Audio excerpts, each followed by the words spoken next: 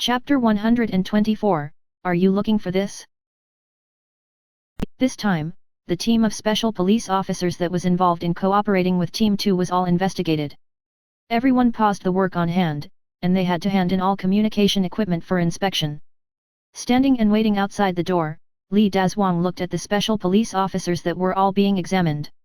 He was standing there by himself smoking a cigarette. He really wanted to leave, but his higher-ups gave the order that no one in this department could leave in the next few days, at least until the inspection was over. But that was all right, since it was only his subordinates that were getting investigated for now, and it seemed like he, as the instructor, didn't need to be checked.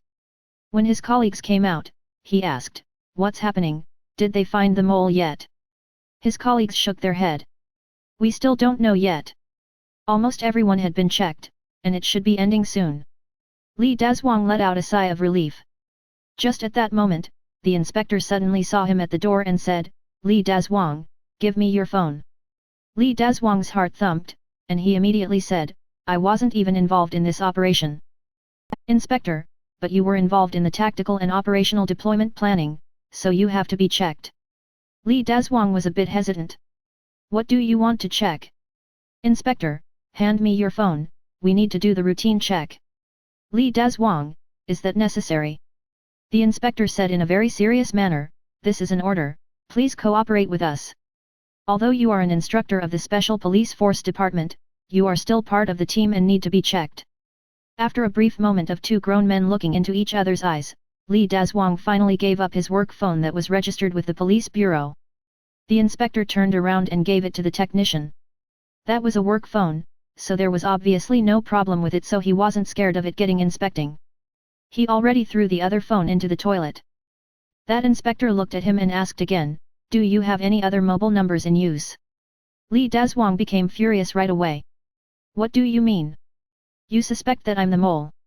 "Inspector, don't be nervous, I was just asking." After the inspection was done, Li Dazhuang put the phone back into his pocket and left the police HQ. He drove directly to a public telephone booth far away from the HQ and dialed a number to Chongqing. "Hello. It's me, Li Dazhuang." On the other end of the phone, Chongqing exclaimed in a hoarse voice, "Save me." Li Dazhuang narrowed his eyes. "How do I save you?"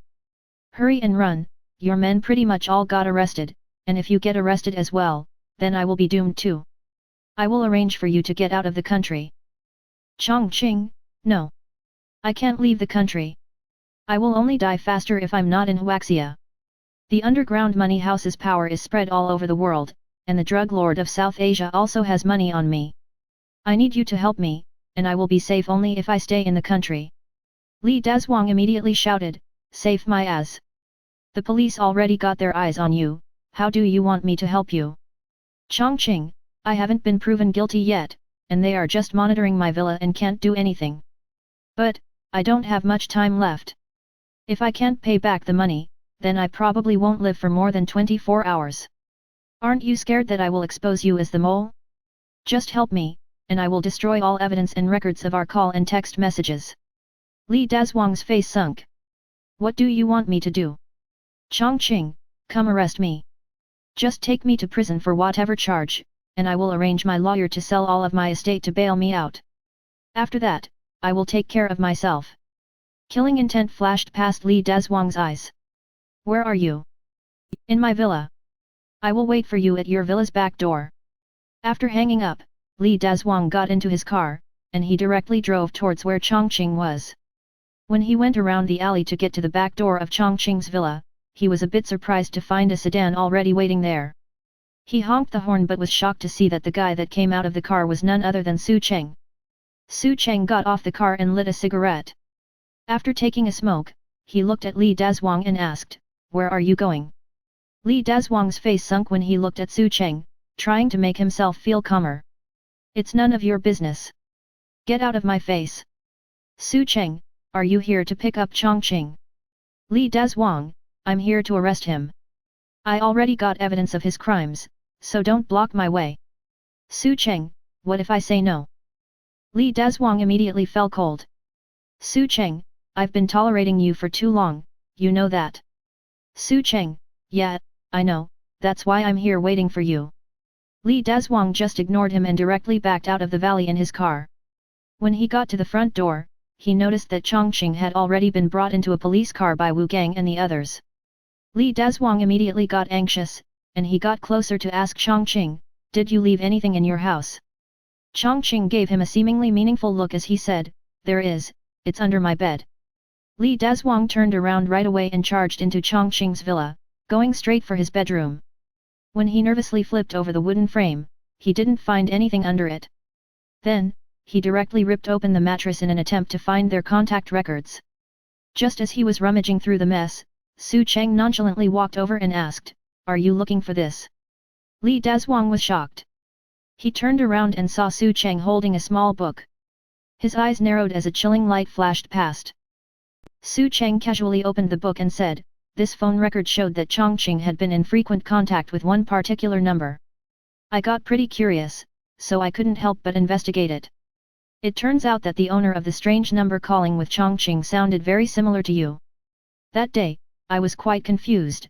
We were just on our way tailing Chongqing and came very close to taking out the entire underground money house, but who knew that they would actually realize that they were being followed and go back home right away? I knew it was you, but I'm pretty curious, how come you didn't give them a heads up before I seized their casino?" Li Dezhuang didn't bother trying to hide it anymore. He looked at Su Cheng and said, "How could I? From beginning to end, you didn't even tell your subordinates ahead of time what was happening. To be honest, I underestimated you, and this might be because I always looked down on you. I originally thought that no matter how hard you and Team 2 tried, you and those useless guys wouldn't find anything in your surprise raid. But who knew that you were not as simple as you appeared to be? But, do you think you can put a charge on me just with a random number that has no real name registered with it? Su Cheng, what if Chongqing testified against you?" Li Dezhuang laughed. "He won't." Su Cheng also laughed.